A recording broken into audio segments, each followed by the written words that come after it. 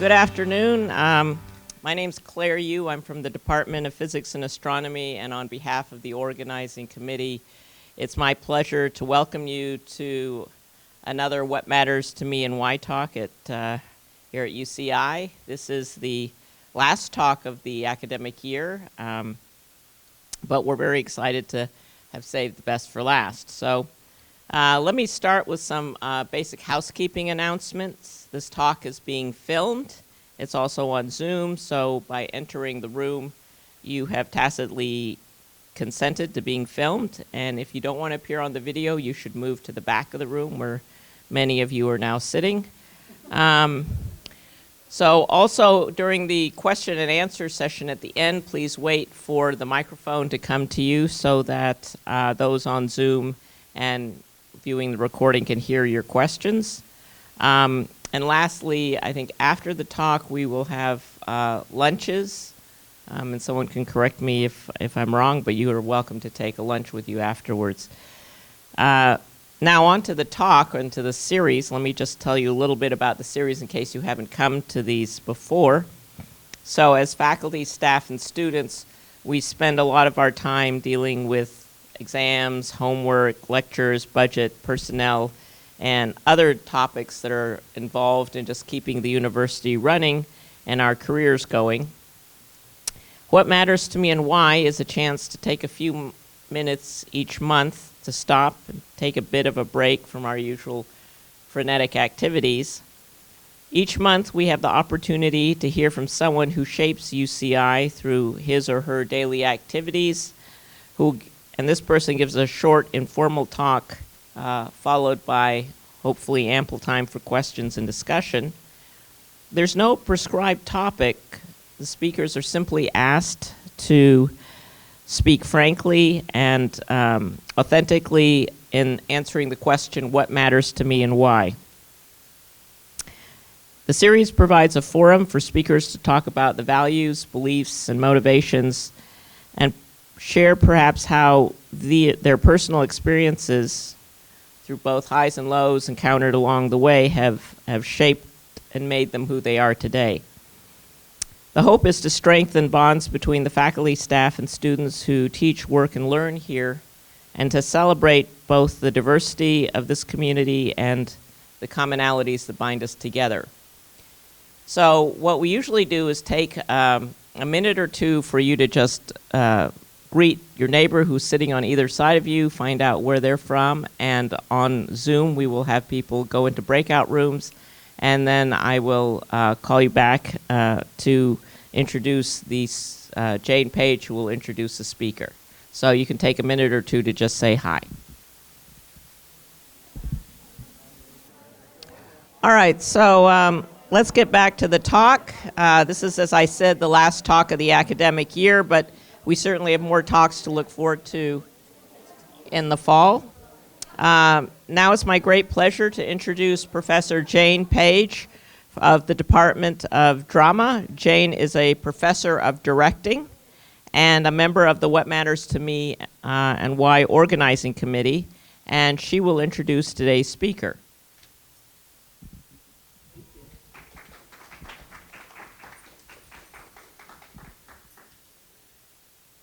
It's so great to be back in this room to hear a speaker. I'm so excited about this.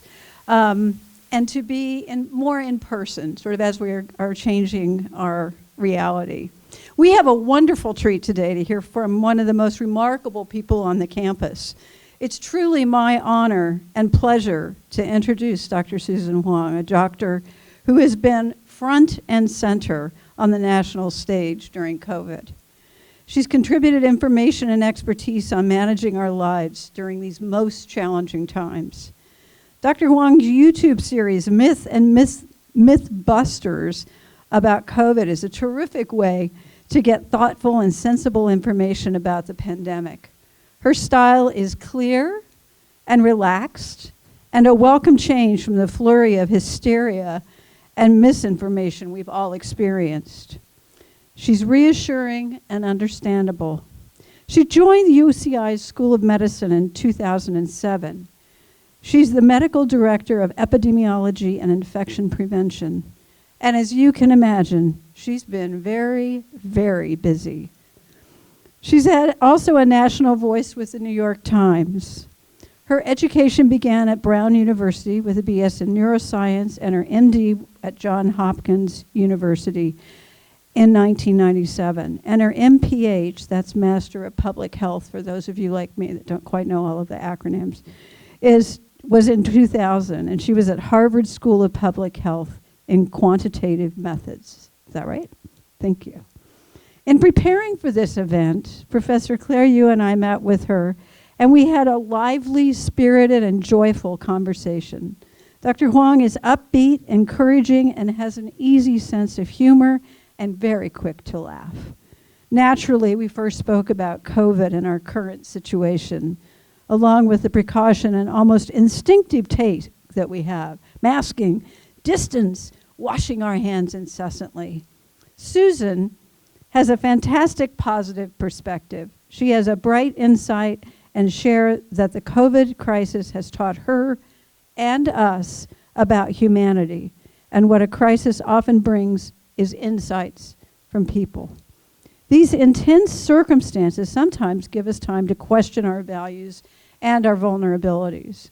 One delightful perspective that I especially enjoyed in our conversation was when she shared her wish that brain work and stress could just burn more calories. Well, I think we'd all agree that that'd be a great idea, huh?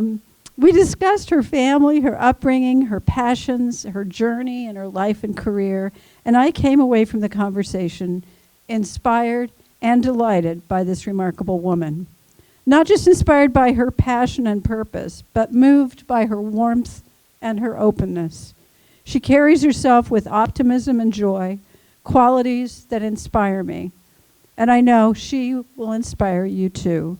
Join me in welcoming Dr. Susan Huang.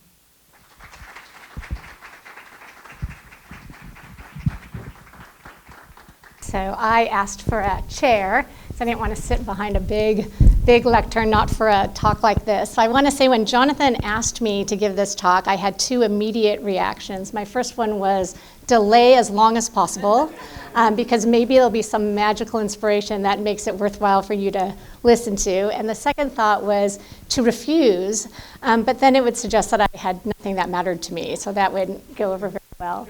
I was walking around my house trying to find some sort of inspiration, and a couple of years ago, my husband and I had put up our favorite verses around our house. And this one was staring me in the face in our bedroom, and it is from 1 Peter, and it says, "Always be prepared to give an answer to everyone who asks you to give the reason for the hope that you have." And so I thought, well, okay, now I have to give this talk, and here we are. So it's easiest to start at the beginning. This is me when I'm 3. The person next to me is my sister Jeannie. She is a professor at UC San Diego in peds gastroenterology. She is older, wiser, smarter, more tempered. I routinely got us into trouble. She routinely got us out. And the first thing that I would say is, if at all possible, be the younger sibling. That is by far the best recommendation I could give you. These are my parents. I think you don't realize how much your parents become your heroes until much later in life. I love this picture because they are the most remarkable gardeners that I've ever met, and this picture reminds me of that. They are proof positive that a green thumb is not autosomal dominant, and they grew up in Taiwan, in rural Taiwan. My mom spent most of her time when she should have been in school in the fields, trying to put food on the table, and she would have the lucky happenstance of having teachers who would drive and drop off schoolwork, and she would learn on her own under candlelight throughout elementary school, junior high, and unfortunately made it through a series of national exams to make it actually to college. So both my parents are in that generation where they were the first to go to college. My dad left Taiwan. They met at National Taiwan University, and my dad left, and they both left for graduate school. He had $200 in his pocket, and a scholarship to Northwestern. And they were both expected to return money home. Like they went to a new country, new language, no money, landing, and their job was to send money home. And I can't even imagine what that's like. To have that burden on you as you're trying to even just start your own career. So they are my heroes. They have given me probably a gift that is absolutely remarkable, which is that they pray for me every day, every week, every month, every year. And I've come to value that more than anything over time. I went to a high school in Southern California called Van Nuys High School. It had a math and science magnet and a performing arts magnet. You can guess which one I was in. And I spent a couple summers working for Jerome Siegel. He did work in REM sleep. And it was really remarkable. We would do these studies where you can take these tiny amounts of neurotransmitters and you could make something fall asleep immediately, just in the right place of the brainstem at the right time. And we were working on something called narcolepsy. This is a terrible disease where if you're excited and you're laughing and you're happy, you can fall asleep. And when that happens, it's really devastating, and it just so happens, just by luck, there are animal species where that's autosomal dominant, and you can really, really test it and study it and make life better for humans. And so we had this test, I was observing, of course, but they were doing the studies, and we had this test where you would take 10 morsels of food, and you would lie them out, and you would put the dog on one side, and they would get so excited that they would fall asleep. And the way that you measured how severe the narcolepsy was is how long it took them to eat all 10 morsels across this distance.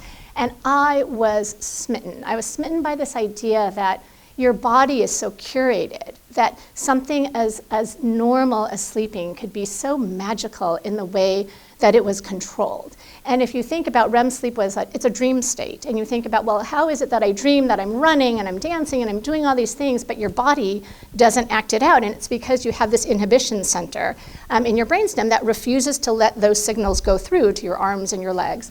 And there are people who have disorders where that inhibition center doesn't work, and they have to bind themselves up in, sleeping bags so they don't act out their dreams. So I was certain that I was going to be a neurologist. So I went to Brown University in neuroscience. I worked in the laboratory of Eduardo Nilding doing some stuff for neuroendocrine.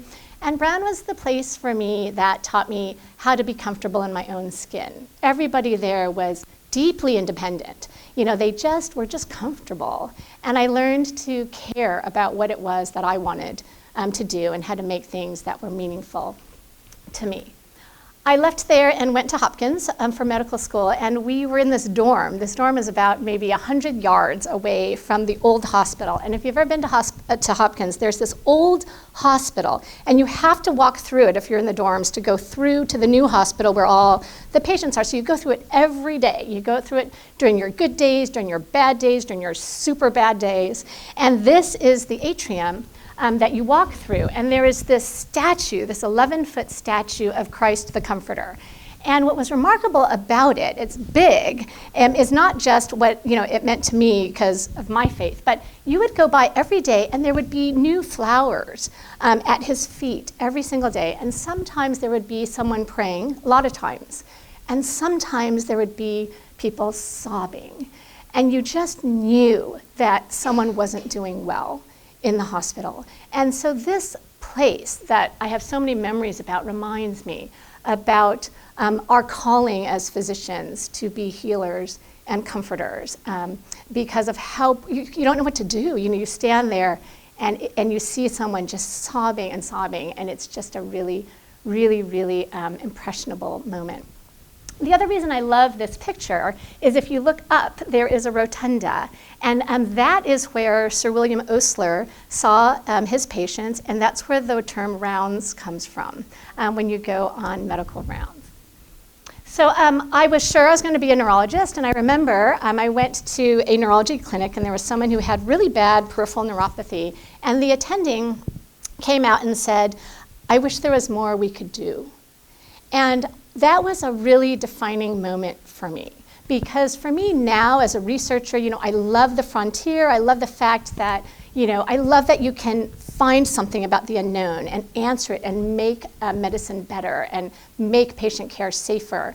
But as a physician, I need to heal.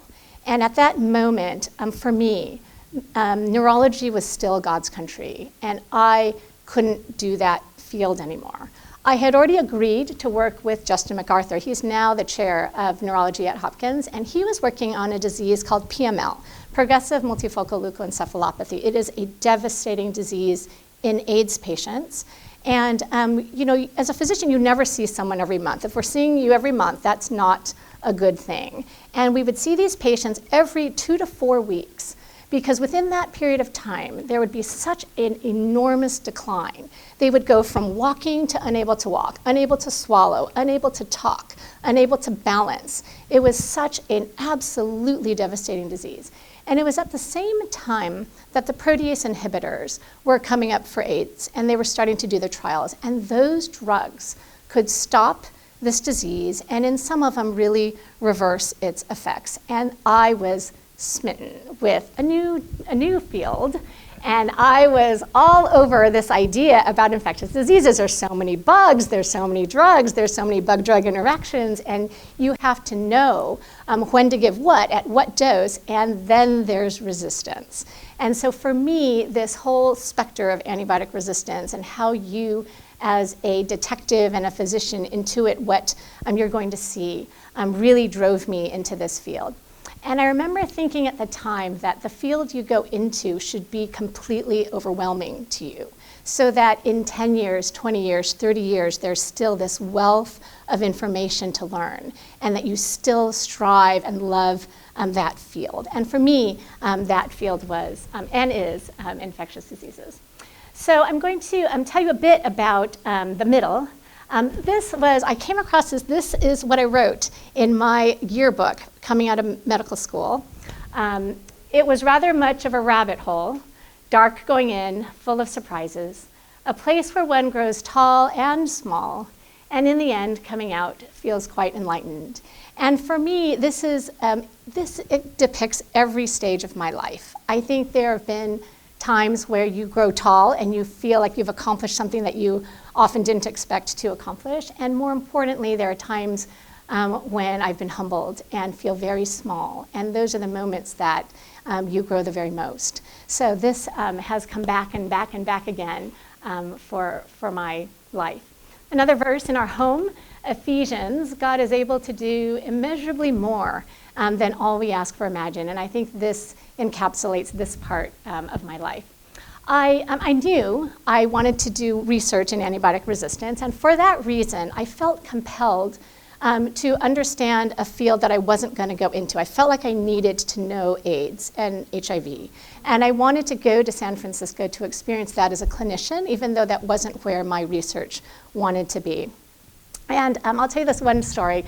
So in San Francisco, you can pick which clinic you wanted to be in. And I picked San Francisco General Hospital, which is the county hospital. And I picked it because I wanted to see where social issues intersect with health, and to see what happens in sometimes the most catastrophic ways. And my very, very first day of clinic, I'm walking into the lobby, there's this woman, she's got an IV pole in one arm, she's got a bottle of vodka in the next, and she is flashing the entire lobby. And so I walk through and I go find my clinic preceptor, who I say hello for the very first time, and I say, there's this woman in the lobby, she's got an IV, she's got vodka, and she's flashing the lobby. And she looks at me with this completely bemused face, and she says, Susan, what would you like me to do about that? And I said, well, either take away her IV and send her with her vodka, or take away her vodka and send her up to her room with her IV, and either way, make her stop flashing the lobby.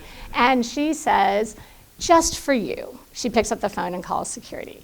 And it is a good reminder, that's one of many stories in my lifetime, but that was a quintessential story about, again, how it's so important to consider so much more than what we see in the hospital room or what we see in a clinic room, which is just a little bit of someone's life, and how we have to account for so many things in our social lives and in our emotional life to really be able to heal.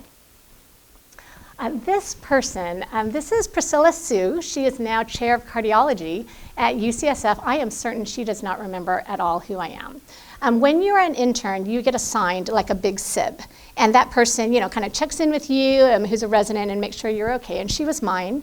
And I was talking to her one day. We were not close friends. We would just intersect, typically. And I was telling her that I had this chance to work with Art Reingold, who is now the head of epidemiology at UC Berkeley, doing a project in antibiotic resistance. And I was elated, except I had no elective time left. So I'd given up all my elective time. All I had was really grinding ward electives.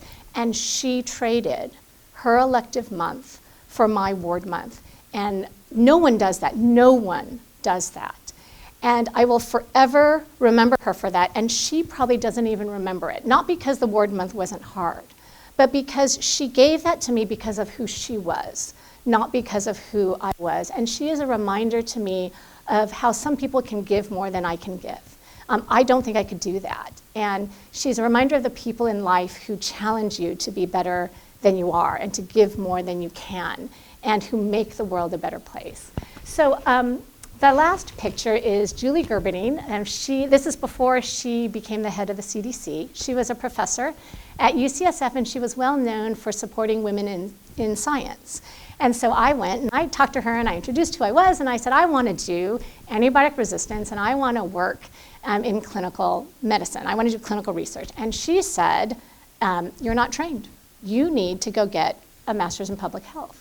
So I thought, wow, I just went through college and med school and residency, and I am not trained. So I left residency a year early. I short-tracked this way that you can do, and I went to the Harvard School of Public Health, and I tethered that with a fellowship. So fellowship is your specialty training in medicine, and so I was there for a year, and then I went to my specialty training in infectious diseases at Mass General Hospital and Brigham and Women's Hospital.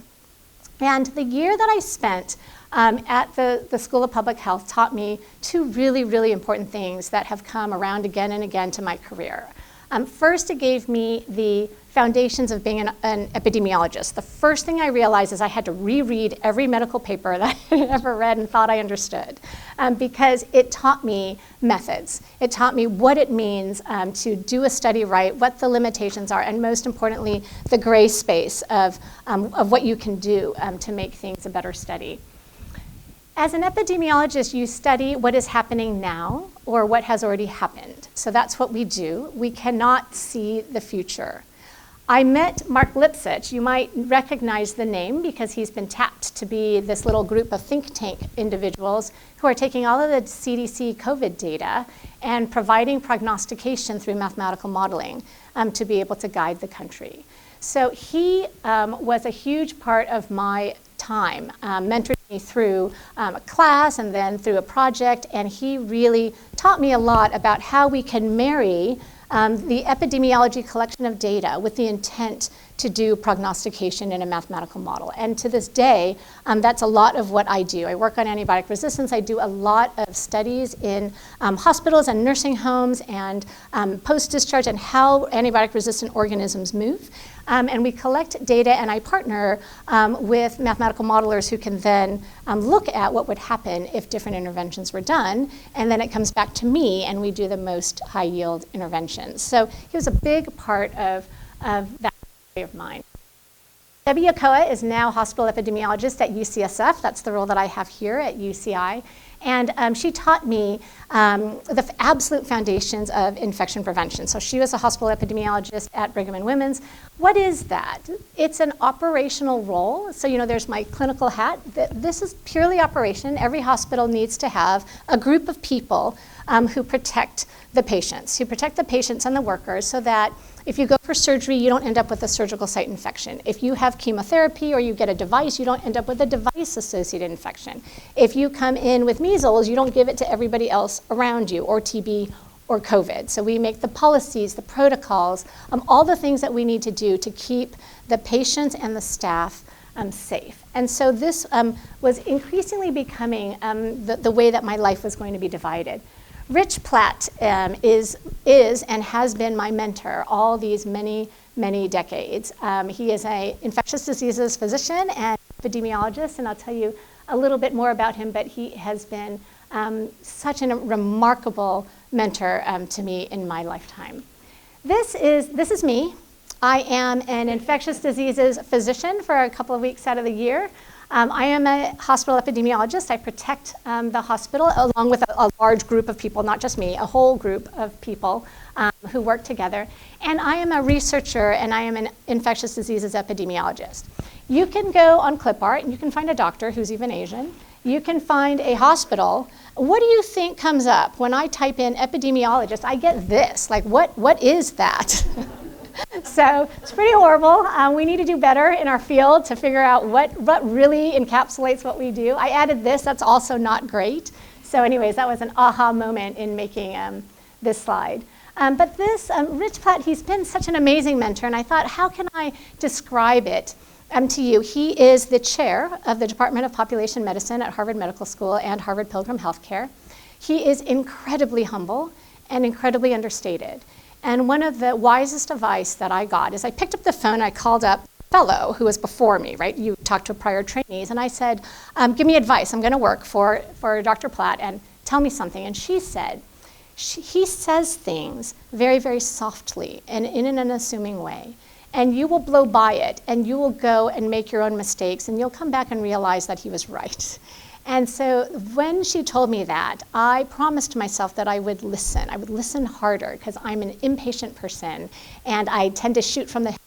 I spent many, many years listening not just on the day something was said or something that I had to read, but the next day and the next day. Not that I didn't question, not that I didn't ever do something differently, but it taught me a lot about how to listen hard and make sure that the wealth of experience that's being imparted to you is gleaned at the level that you really should hear it. He was incredibly patient. He used to say, you have to want to wake up in the morning. And he have a first love of antibiotic resistance. I did. And he let me kind of find that thing that I wanted to do. And there's a grant sequence, some of you may know, but there's a mentor called the K grant. The first time. I didn't get it the second time. It took me until the third time to get that grant, and I was deeply embarrassed. Here is my mentor who has a wealth of grants, so it must be me. And the people around me were getting their Ks, but I wasn't getting mine. And looking back, that was the best thing that could have happened to me, because the fact that I wasn't funded, he put me on a grant that was called the CDC Prevention Epicenters Grant. And this grant was a kind of a collaboration of a bunch of people who were doing exactly what I wanted to do. They were operationally involved in infection prevention in their hospitals, and they were researchers trying to study how to make healthcare safer, prevention of infections. And week on week, we would have these calls with the CDC, and I would hear about all this incredible wisdom from these very wise stalwarts of infectious diseases who were giving feedback to whatever program or project happened to be presented. Sometimes they would take single center studies and make them multi-center, but either way, it was this incredible wisdom that was being imparted week on week in this one place. And so I think back about the times when you don't expect things to come out in a better way, when you're in the moment you feel like it's the end of the world, and that was a moment for me. He's incredibly generous. You know, when we were in Boston, we were there for, I want to say, my husband was there for 8 years, and every snowfall was like a step function of unhappiness. And so at some point, we had reached a point where we just needed to come home. And so we left, and I remember when I left, I remember being on the plane to come back and forth here, and I remember thinking that I was terrified.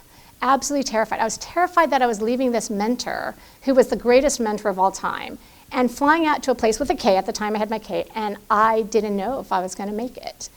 And when I left, we were working on a project. He had a grant, mathematical modeling grant, and we were working on a project. He took that grant, he transferred it into my name, and he let it leave Harvard, and it came here. And again, these are the moments where you're like, who does that? People don't do that. Nobody does that.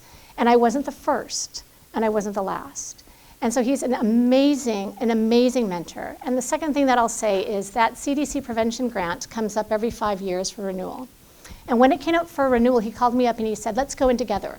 You and I, we can be co-principal investigators. And he did that as a gift to me because he didn't need me. He had been in it for 20 years, being the sole principal investigator. And so he's just an absolutely wonderful person. And I can't say how grateful I am that we are on big data collaborations and I get to speak to him every week still, all these years. Team science is really, really remarkable. And I feel really grateful that in the field that I'm in, you don't have to say goodbye to your mentor. We are doing amazing, amazing things. I'm going to say just a few things about this. I would never have considered myself, I still don't consider myself a clinical trialist, but we have done a bunch of really, really big trials. And I thought, because I've always wondered, well, how do you lead a big trial? Like, how does that ever happen to you? That I would give you a story about how it happened to me. Because it's really based on a lot of chance phenomenon and the fact that you get to stand on the shoulders of people who really bear you up. So I was part of this CDC Prevention Epicenters grant, and one day the program officer said, hey, let's blue sky.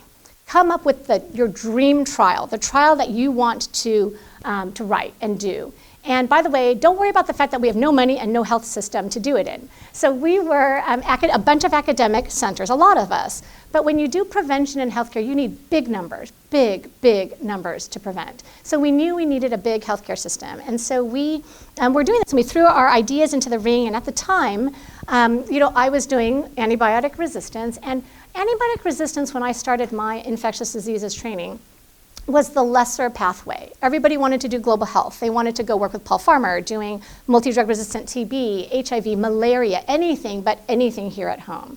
And I was really interested in staying at home and working on antibiotic resistance in our hospitals. And so at the time, the Institute of Medicine, which is now known as the National Academies of Medicine, put out a brief.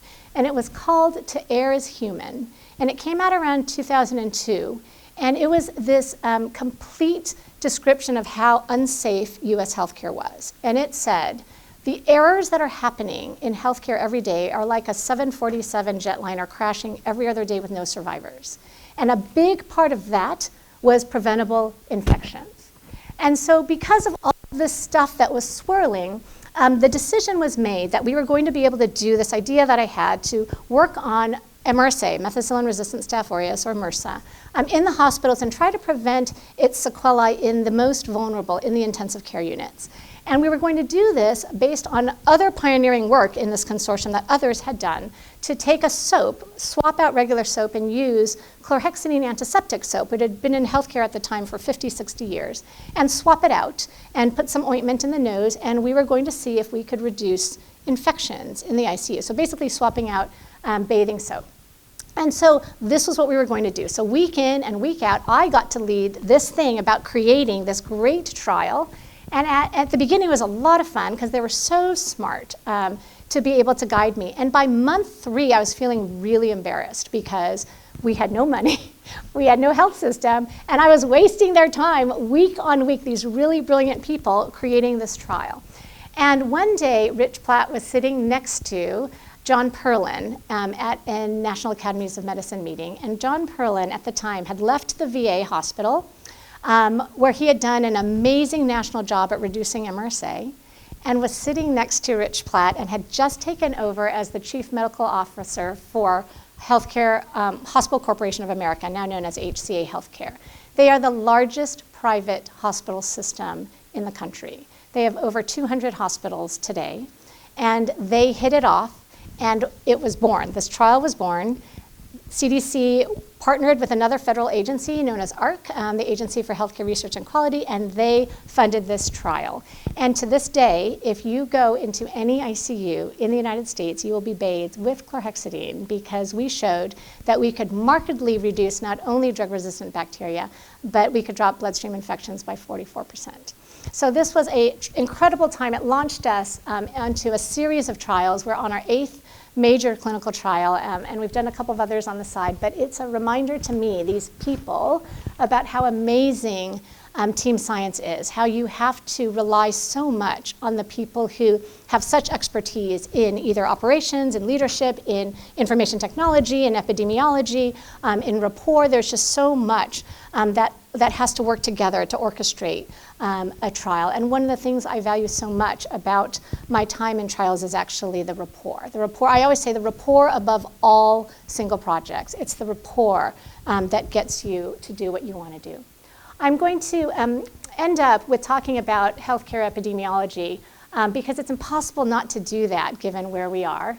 This is our Christmas card in 2017. Normally we have a picture of where we've traveled to, and we didn't have one this year. And so our family, we said we have 1 hour, 1 hour. We're gonna make a Christmas card. And so we picked up a game that we used to play, which was called Pandemic. And we made this, and we all dressed up as our favorite role playing, and here we are. And we had no idea how prescient this was going to be. Psalm. Whoever dwells in the shelter of the Most High will rest in the shadow of the Almighty. I cannot say how much I've needed shelter in the past couple of years, how these years have been by far and away the hardest years of my career. And you might wonder why. You know, this is 2014. We made this, our infection prevention program. We made this because 2014 was crazy. 2014 was the year that we had Disneyland measles. It was the year that MERS came onto the horizon. It was the year that CDC declared the nightmare bacteria, CRE, which is a super drug-resistant bacteria that was marching across from the East Coast to the West. And it was the year of Ebola. And Ebola, even though we never had a patient here, Ebola made me not go to I didn't step foot in my research area for 3 months because we had to make the protocols, the policies, we had to test them out, we had to train, we had to do everything to make the hospital safe. And after this, we were in mega PTSD zone. We couldn't talk about pandemic planning. We couldn't plan for anything that was coming up. But of course, by the time we picked it up, this of course occurred. I want to highlight 2 things. The pandemic, it wasn't a pandemic of one thing for us. So, you know, it was the pandemic of COVID. If it had just been COVID, we could have been okay because the science was coming in really fast. We knew, as an infectious diseases physician, as someone who was, had expertise in infection prevention, we knew how things transmit. We know how to protect ourselves. It wasn't that was the hardest part. It was the fact that it was this intertwining of the pandemic of fear with the pandemic of COVID. And there was this absolutely unadulterated, unmitigating, relentless, unassuageable fear. And we had to convince healthcare workers to go to work and to do what our calling was, which was to care and take care of patients. And it was really, really hard. And that fear, which is a very natural human response, gets evinced in so many different ways. You know, it can be anxiety, which can be absolutely debilitating, and it can be vitriol.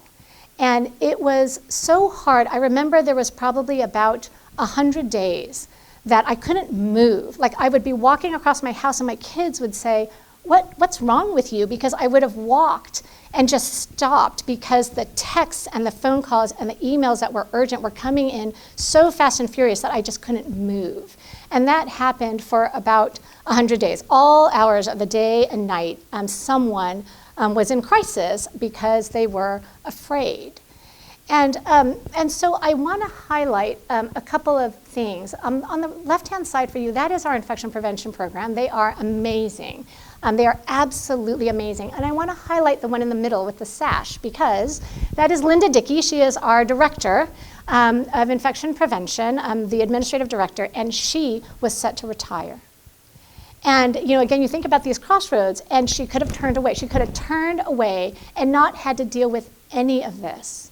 And instead, she delayed her retirement for 18 months and came back. And she came back because we needed her, and because in every way, emotionally, mentally. And so I really highlight that because we didn't lose anyone, and they're just such an amazing group. We learned to send people out in twos. The first thing we did, the best thing we did, is you're not going out alone. We all own different parts of the hospital that you go out to, and they know us from all these years for what we do, and you don't go out alone. When this happens, you go out 2 by 2 because there's strength in a buddy. And for us, we stick 3 by 3. So on the left is Shruti Gohil, Linda Dickey, and myself. We never took that picture. In fact, we didn't even know, it just came from marketing. And we didn't even have a time to take a picture. And one day they said, hey, we're gonna send this to the business journal. But I framed it because it was that group of 3 that helped me survive the past few years. We were inseparable, literally, day, night texting, every imaginable thing, just to make sure we had a 360 view, that it wasn't one brain, multiple brains making decisions to keep things moving. And it's just been a remarkable thing because we would lose it. We would be on the brink at different times, and that's very, very important when you're under stress. So I just wanted to highlight that it's been a remarkable journey, and all I can say, being where we are now, is how incredibly proud I am to be at UCI.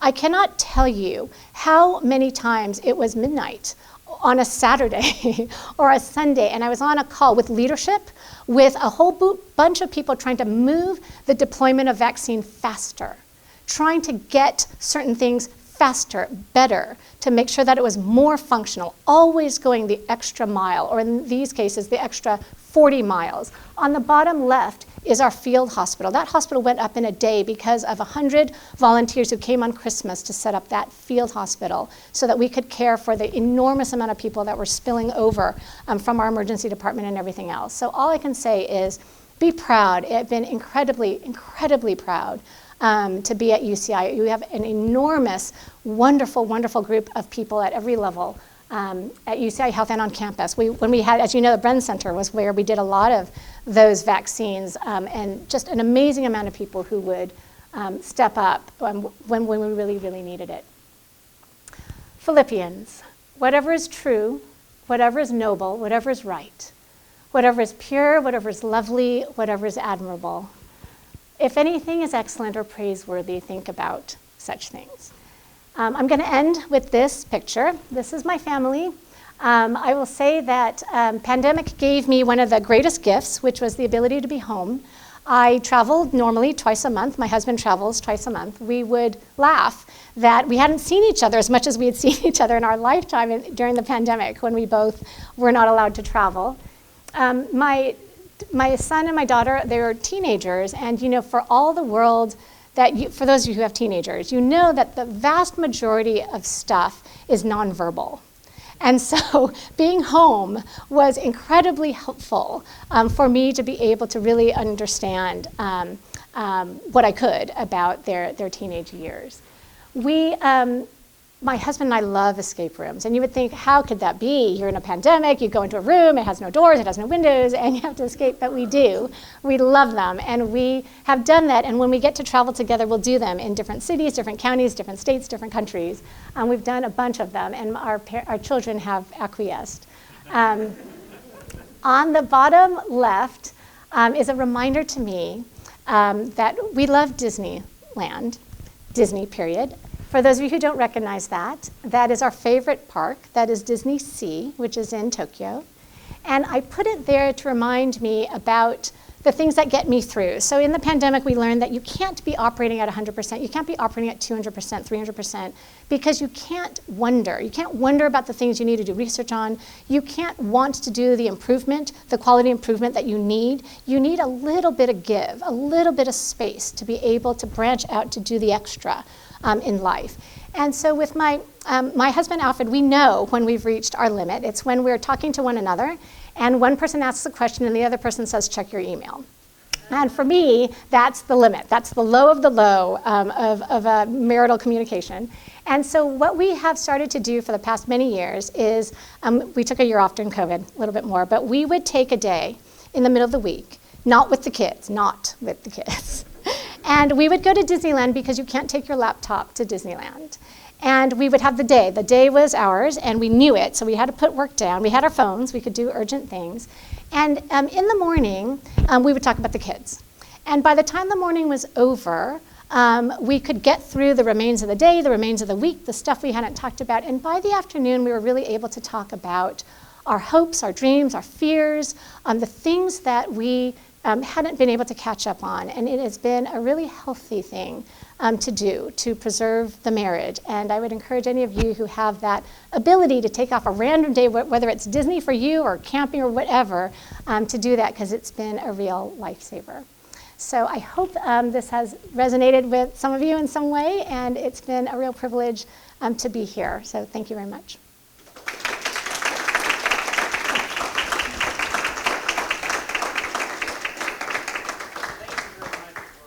All right, thank you very much for a wonderful talk. That was tremendous. So we're going to open it up for questions and discussion from anyone from the audience. And I'll bring the microphone to you if you raise your hand. And we also, if you're online, you can raise your hand or put questions in the chat, and we'll take those as well. Thank you for a wonderful, wonderful presentation. I was moved to tears.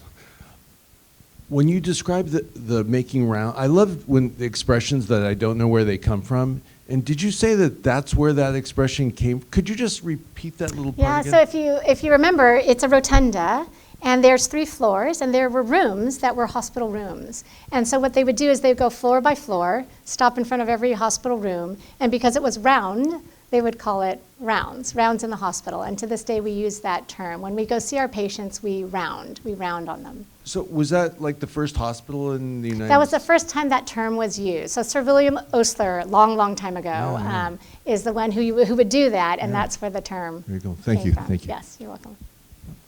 Other questions? Anyone?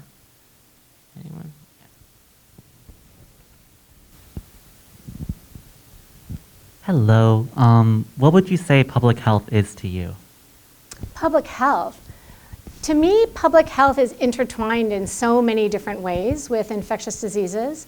I think of public health not only of the people who I interface the most with, which would be at the county level, our County Department of Public Health, at the national level, colleagues at the CDC and other places.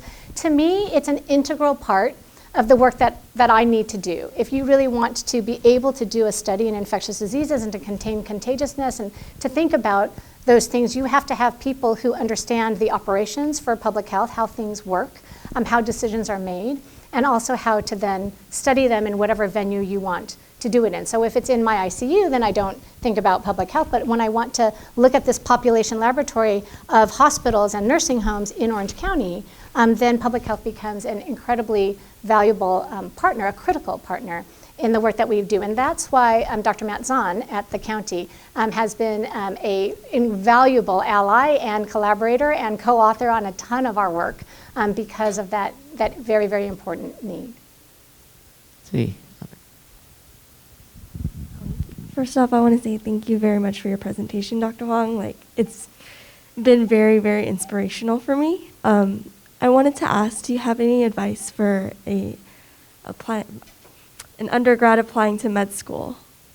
Just very general question. So we, one of the things I love about what we do is that we have undergrads in our group, Bio 199 students, and we have medical students from time to time, and we have fellows less often, but sometimes, and then junior faculty. And for us, mentorship is a really, really important part of what we do. And what I do with our students is, one, I make sure that we don't just talk about the project, but I actually have time to tell them about what they want to do. So they have a chance to talk about, show me their CV, and look at of what it is that drives them for why they want to go into medicine, for example, or nursing, or whatever it is, public health, that they want to do. So I would say that you do have to be thoughtful about what the application process is looking for, so that's just one thing. But I think it's also really important to make sure that it's something that you really want.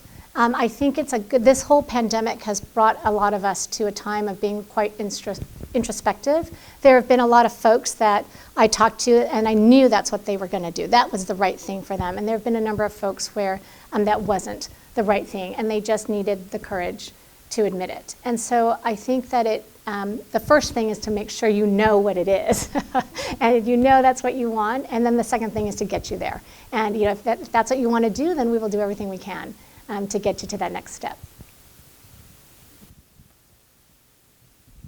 Hi, Dr. Huang. I first learned about you through the town hall meetings during the pandemic, and thank you for all your input and your wisdom, and it was very comforting from the beginning to the uncertainty of the pandemic to the vaccine myths. And I always have friends sharing news to me, and I always feel like I'm gonna only listen to Dr. Huang. I'm gonna wait for a town hall meeting for my questions and concerns. So thank you. So I'm just curious about how were you involved in the whole process and became the face of the professional answering the COVID questions during the town hall meeting at UCI? Well, so, I think in some ways, I think the answer is that we were thrust into it, but what I wanted to say is it is our field. So, the group that I showed you the picture of, the infection prevention program at UCI Health, that operational group, that is our job.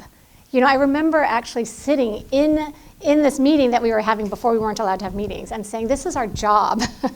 Our job is to keep this place safe, keep it operational. We need to protect the patients and our healthcare workers. And so I think it was natural because that's what we do. Actually, if you look when we had the measles, like Ebola, we do this normally. It's just usually doesn't have such a massive spotlight on it. And so it became pretty clear that we were probably the best conduit to put in all of this information that was coming from the media and CDC and the County Department of Public Health. We have collaboratives, across the UCs and broader than that, where we're touching base with a lot of people around the country to make sure that what we're doing is similar to what they're thinking, or sometimes they're experiencing something that we haven't seen before. Like now we're seeing flu in May. So we're learning lots of things rather quickly. But I think the answer is it was our job. It was one hat that I wore. It was very obvious to me as an infectious diseases clinician that this was also our job on that side of it, to understand what this pathogen could do and how we could mitigate that.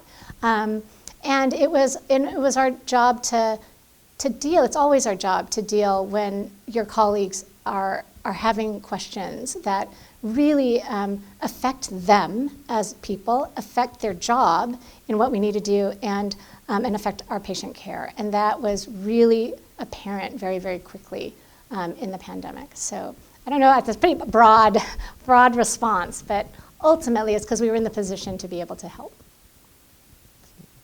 Let me ask just one, since you're the COVID expert, where do you think we're going with COVID? I mean, this has been unlike anything we've ever experienced, and is the future that we have to wear masks for the rest of our lives, or where are we going with this? So COVID, I'll talk about COVID in particular. Do I think other pandemics are in our future? I think we are still overdue for flu, so I do think there are other things that are going to come around. But I think for COVID, one of the nice things that we can say is that it's mutating. Viruses tend to mutate in a way that is less severe. We can see that the neurologic changes, the taste, the smell, is not present with this variant. So it is mutating more to be like a cold-like virus, although it can still do dangerous things, and we're still watching what the clotting factors and the other things that it's capable of. But overall, it seems to me that we are highly vaccinated. It's hard to disentangle what part of the mitigation is the vaccine and how much of it is the virus being mutated.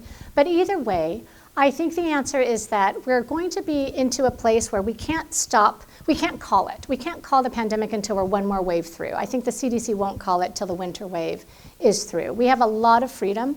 We're seeing this wave that we're in now because of our freedom, and that's fine. I think we're testing the waters. We have 4 people in the hospital today. That's it, 4. And we've been fluctuating between 3 to 8. For quite some time, it's been really, really low. And while that's growing in certain parts of the country, I still think that we're going to be in a place where, hopefully, as we come around, we get a cold and flu vaccine. If we had told you 4 years ago that we can have a cold and flu vaccine, we would all be jumping for joy, like, thank goodness, because we hate colds. So I think we're going to get our wish. I think it's going to ultimately be dovetailed together, and we're going to end up with a cold and flu vaccine that comes around and is modified as the country, the world, tells us what to put into it. And I think that would be an incredibly good thing. So I'm hopeful. I'm hopeful that we'll weather this spring, summer, winter, fall quite well, and then that they might actually call it a day like some of the other countries have. But my guess is, knowing the United States, we'll probably wait one more cycle to see what the winter brings. So I think we have one last question on Zoom. Hi, Dr. Huang. Thank you so much for sharing with us your journey and also just all the work that you've done, especially during the pandemic. I was curious, you didn't really go into how did your faith in Christ develop, and how has faith sustained you, especially during the pandemic? Yeah, well, so I got to go to church because my mom wanted to learn English. So I learned English first. In fact, I can only understand if I'm being talked about in either Taiwanese or in Mandarin. But she went to church because she wanted to learn English, and that was my gateway in, and I went when I was 3. So for me, I was the lucky person who got to grow up in the church. I would say for me, my faith permeates the things that I do. Like they say, pray without ceasing. I feel like get into trouble enough that I have lots of faith because I need a lot of help. And so it's been a real driving force for me. In fact, I would say that the ups and downs of my career or my everyday, it's not where my value system is, right? So the value of who you are and what you really value in life. Those things I think are steady. And it's through all the parts of my life, whether it's family or for research or for difficult phone calls that have to come through. And for me, it is a reminder about really striving to be better, to recognize when you have fallen and you have someone to say sorry to, and you recognize that, for me, that there is thank goodness, a salvation that brings you to heaven. And for me, that's big because I'm never going to be perfect, and I'm happy to be covered in grace. And for me, I think it's more of a reminder, I think, is probably the best way I would describe it, that every day in the things that I do, that I am grateful. I'm grateful for my faith. I'm grateful for my salvation. I'm grateful for all the people who can do better things than I can. And I strive to try to be better and be an example of what that is, like others have been an example for me. So I don't know if that answers your question, but it's probably the best I can do in 40 seconds. Amen. So let's join me in thanking Dr. Huang for a wonderful talk.